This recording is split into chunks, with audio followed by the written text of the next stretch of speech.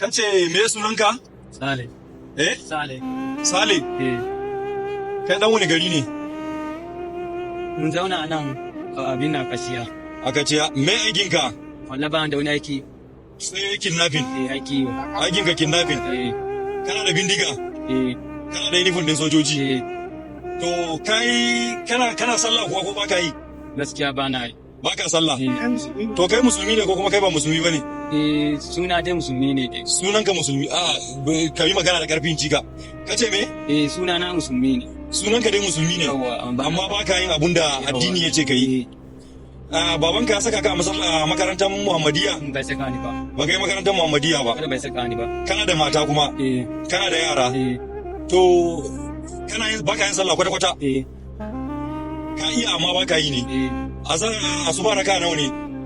Gaskiya ita ban sani. Baka sani ba? Azhar raka nawa? Baka sani ba shi ma? La'asar raka nawa baka sani ba? Duka ban sani. Magariba baka sani ba? Isha'i baka sani ba? Ya ake yin wankan janaba? Baka sani ba? Ya ake yin alwala? To alwala dai kawai sai na sani. Alwala ya ake yi? Wannan za a fara. Za a fara wanke hannun dama. So nawa?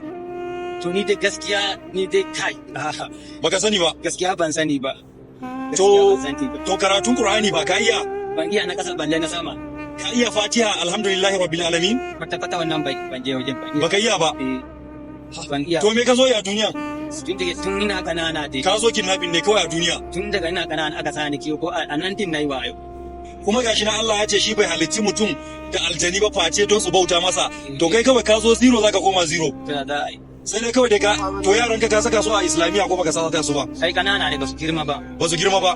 To ba zai koya musu karatu? Something is happening in the front. Ai dai sun girma. Okay. Tura su je. No.